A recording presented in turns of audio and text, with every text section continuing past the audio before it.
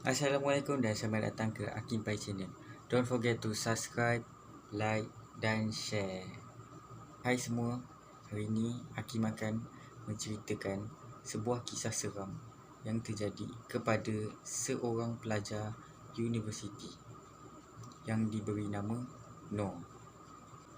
Noor ni, sejak dia dari zaman sekolah lagi, dia memang suka mengikuti kem-kem yang diadakan. So, nak dijadikan ceritanya, waktu si Noor ni belajar dekat universiti, dia adalah menyertai satu kem di Sungai Congkak. Si Noor ni, dia tahu banyak cerita seram yang terjadi di situ. So that's why dia tertarik untuk mengikuti kem tersebut. So, pada hari pertama diorang semua dekat sana, tak ada apa-apa yang berlaku lah kat Noor ni kan. So, kejadiannya berlaku waktu hari kedua, pada waktu malam.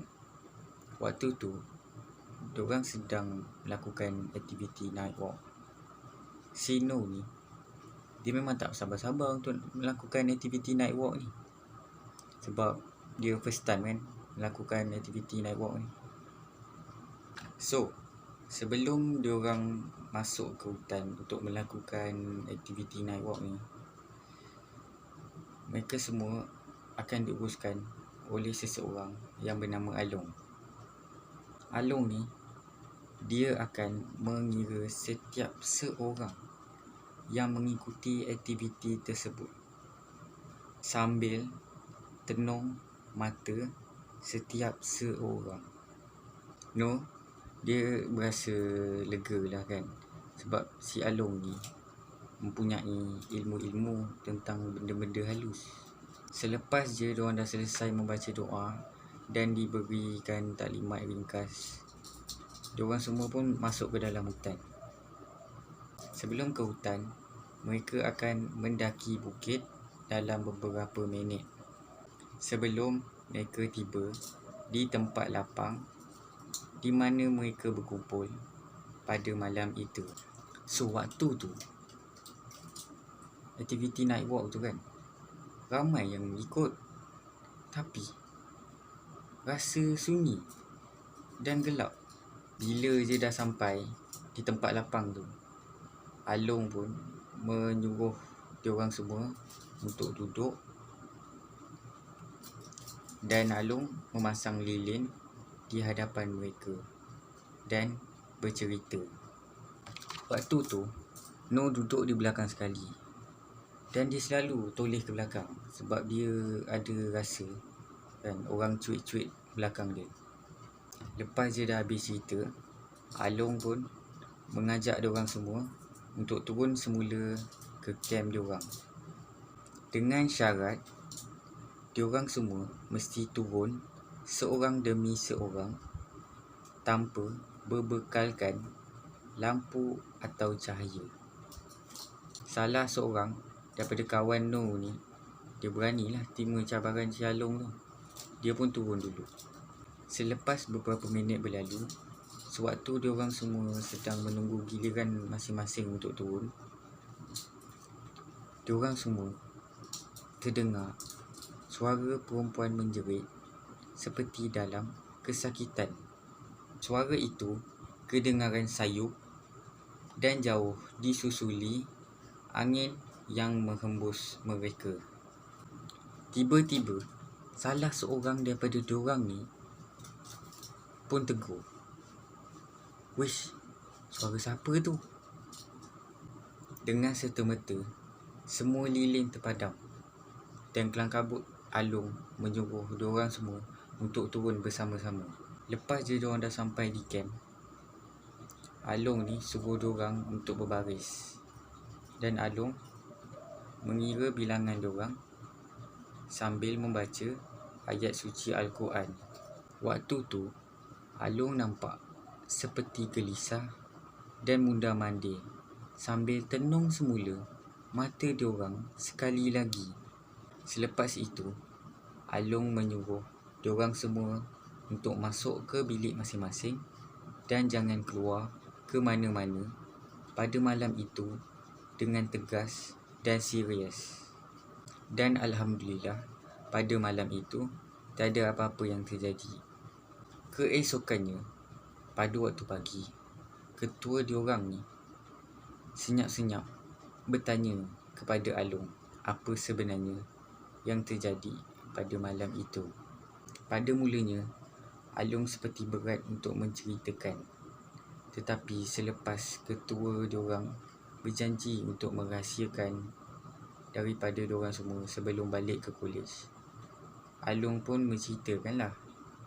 Along memberitahu bahawa pada malam itu ada yang mengikuti mereka turun, kerana sewaktu Along mengira bilangan mereka terlebih satu orang.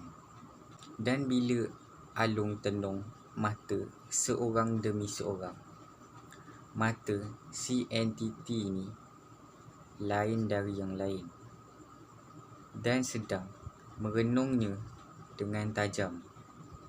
Along pelik kerana wajah entiti ini tidak pernah dia nampak.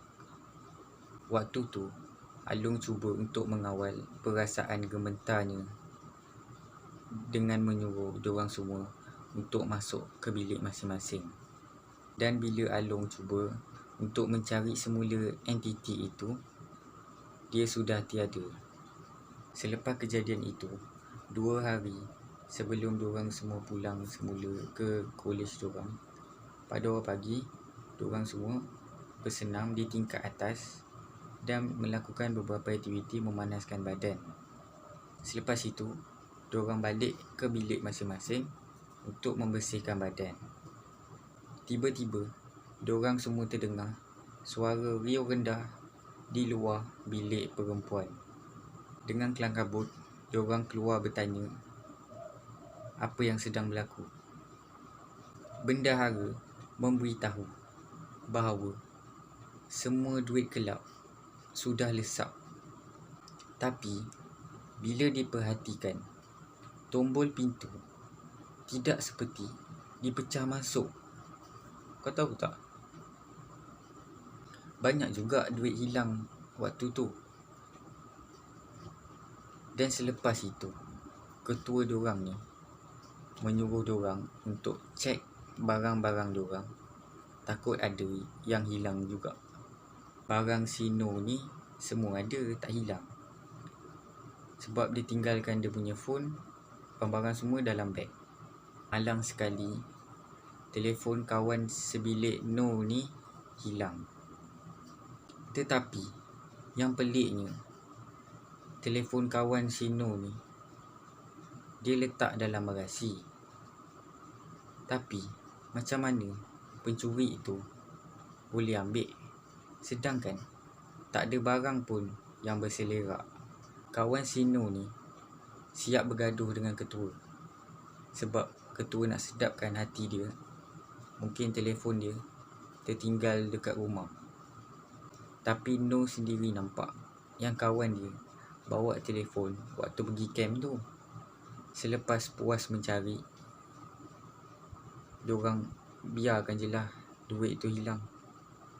Dan telefon kawan si No ni juga dibiarkan hilang tanpa jejak.